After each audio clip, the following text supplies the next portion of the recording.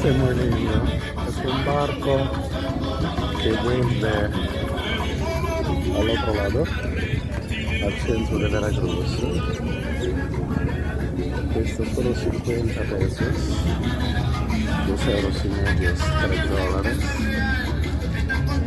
Que te permite de volver al centro de la ciudad muy barato, porque los taxis son muy caros.